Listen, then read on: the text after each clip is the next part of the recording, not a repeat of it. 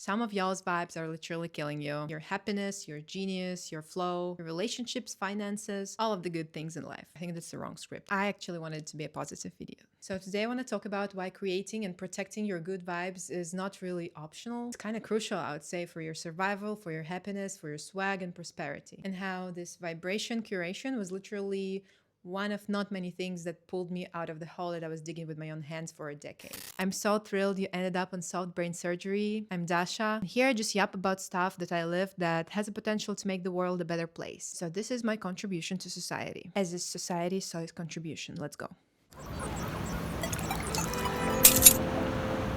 So a little bit of backstory. I don't know how old are you, but I grew up in a generation who was watching Skins, Misfits, Requiem for a Dream. We had a Tumblr, we had eating disorders. So basically, at least where I grew up in, being depressed, dead inside, like psychotic, schizophrenic, just like coconuts in general. Being out of your mind completely was kind of like a hot thing, at least in my head for sure. I don't know how far it actually went into pop culture, but this kind of trend definitely had a gorilla grip on me. And of course, I was a teenager, not with the highest self-esteem, not the most popular for sure. And I think it's kind of primed me into leaning towards this romanticization of being dead inside, like being depressed. I was reading Nietzsche, Dostoevsky, Castaneda at the age of 15. That's crazy. I didn't even understand most of the things, but definitely made my soul crush. And I think I was getting kind of like a kick out of it. So fast forward, late teens and early 20s, I spent in a psychotic depression, raging addiction to everything. All kinds of substances that were thrown at me were consumed. My life for a long time was a total shit show. And this shit show had to end at some point, right? And at some point, my brain developed. I wanted to get out of this lifestyle. I wanted to achieve something. I wanted to be creative, successful. I wanted to be just happy, just feel like I'm worth something. And this feeling was far gone. It was methodically and continuously destroyed on a span of years, maybe even a decade. And even when I started to want something better for myself, to want my life to be fabulous, cool, happy, easy, I don't know, all of the good things, couldn't quite achieve it for a long, long time. And I felt so helpless. I remember a year or even a year and a half, I couldn't feel any joy or pleasure whatsoever. And even though I was already sober for a long time and I was trying to build this healthy lifestyle and I was trying to get better, I went to therapy, I was trying to build functional and intentional habits in my life, I would sabotage the fuck out of this progress because I was engaging in the relationship that were so extremely destructive. I would fall for a guy that's cheating, I would fall for a guy that's using. It felt like another and another round of this shit show that I was trying to escape originally. And what I failed to understand is that even though up here, like I set my eyes on the prize. I wanted to get this beautiful life. I wanted to be successful and just happy. But down here, energetically, my whole body or my subconscious mind, whatever you want to call it, was still living in the same old story and desperately trying to recreate it. And now I don't want to sound dramatic or anything like that, but I think I just had to go through such a tremendous amount of pain, to actually feel it and experience it in my life to understand that this is killing me, okay? To understand that suffering is not romantic and it's not cool. And I know it sounds weird to say this out loud. Of course, suffering is not cool. I mean, what do I know about suffering anyway, right? But this was my whole vibe that I curated when I was 16 or like 14. I don't know. If you saw my Twitter back then, you would think this girl has problems. She has to be supervised. She has to talk to a professional maybe. She needs help. And what's funny, most of the times I was dropping these self-deprecating or just genuinely dark tweets just because I thought it was cool. I don't know if I totally made sense with this story, but the key takeaway is that a strong, destructive, and negative vibe that I created for myself with my own hands in the past was haunting me 10 years later in my adult life where I don't even care about being cool that much. Right now, I'm really happy to see these kindness core memes popping up on my For You page and like they're adorable. Just here, have a moment to look at them.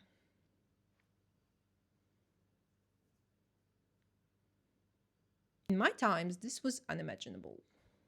Just saying. So fast forward, I was freshly out of a horrible relationship that was so completely messy and unhinged. There was substance abuse, there was cheating, lying, all of the fun things. My life was in shambles. I was broke. I had no clients, just partying and being all over this guy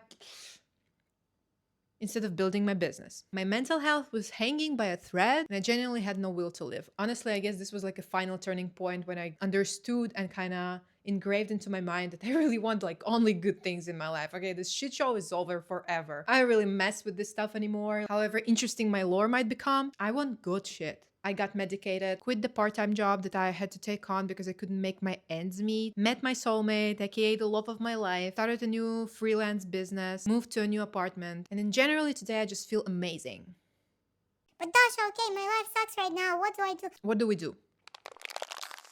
Okay, step one, dropping the victim mindset, the attachment to suffering, whatever you want to call it, this comfort of feeling like shit. You have to drop this narrative that your life sucks, that you suck, that you're not worth anything. List continues. I know maybe for some of you it's easier said than done. I used to feel like that too. Now I cannot imagine thinking and feeling that I'm not worth something or that my life is bad. Life in general is fucking amazing. And I'm not saying that from the perspective of a person, who travels everywhere, has like $1 million business or anything like that. No, I just genuinely love to sit at home, I just love to enjoy my personal space and do all the little things I like doing just because. And if some of you think strongly negatively about yourself or your life, my heart is with you, I promise, and I really feel for you, but you have to drop it. I swear. This is as big of delusion as it is thinking about yourself that you're God or that you're Beyonce. What I'm saying is, this is just not the reality. And most importantly, this delusion, instead of building something beautiful for you, builds like a pile of shit right inside your soul. And you can literally make a decision to wake up tomorrow and to be done with this. For me to make my decision, like I mentioned, it took a lot of pain, but for you, it doesn't have to. You don't have to go through hell to stop at some point and realize it's not where you were headed. Just wake the fuck up and decide that you're the shit, that you are this person, that you're beautiful, you deserve the best, you're magical. Your whole existence is a miracle. I feel like this is a topic for another video, but yeah. First step, don't play shitty games and you won't win shitty prizes.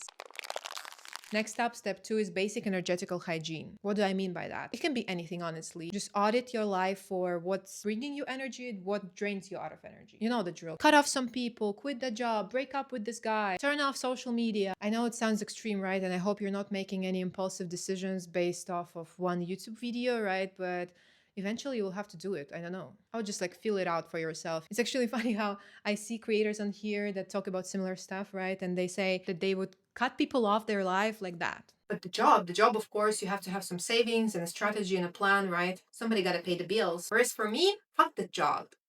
Quit it. I don't know. I would quit it. In fact, I did quit a bunch of jobs. There's so many of them. There's business you can start. There's freelance. If you're old enough, there are even people among your friends who can employ you.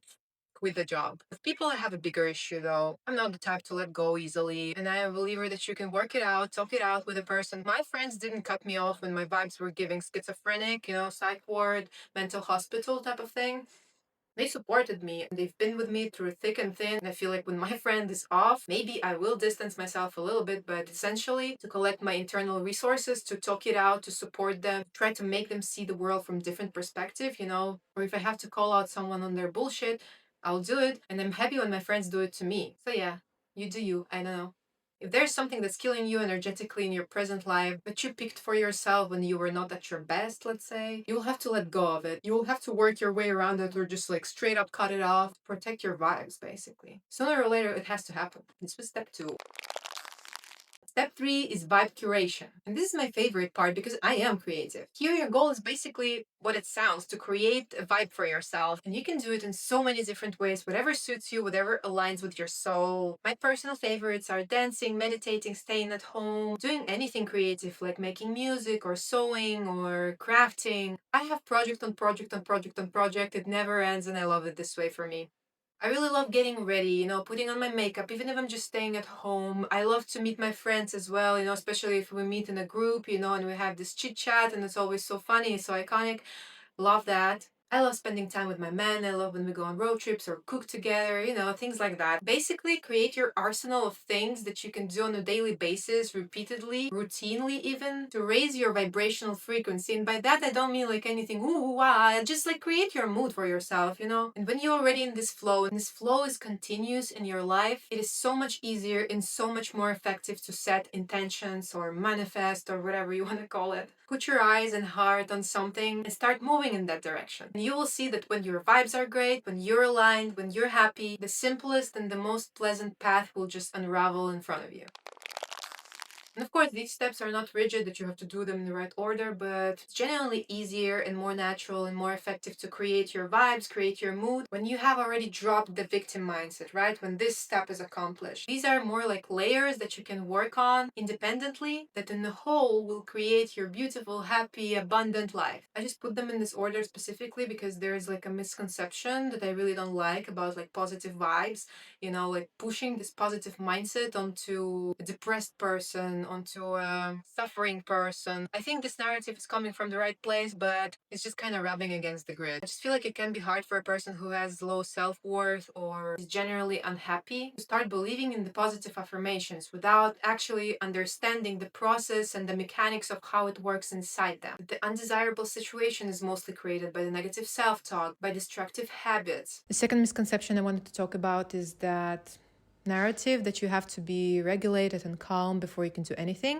And in this story, I feel like regulated mostly means like, zen and neutral, which is a great state to be in, honestly. But from what I have experienced and have learned, the emotions, they kind of tend to get stuck inside your body, if that makes sense. And you have to let them out for you to come back to baseline. Definitely, if you're feeling angry, if you're feeling sad or emotional in general, I'm the last person who would suggest to keep it inside. Have a good cry, punch that pillow, create a drama, but don't be really serious about it. Let it out and let it go. They always say feel your feelings, right? Feel them. But don't get hung up on it. If I understand you right, your goal is emotional freedom, the ability to create and navigate your inner world. Once you master it, life becomes awesome, even on a normal day. And hopefully one day you're gonna become this crazy, weird character in your circle who's going around telling people how genuinely happy they are and has nothing to complain about. Long time ago, I thought these people were annoying as fuck. And now low-key, I'm this person. And it doesn't mean that these people lack depth or emotional intelligence. Maybe they just don't want to mess with your bullshit. Okay, that's it for today.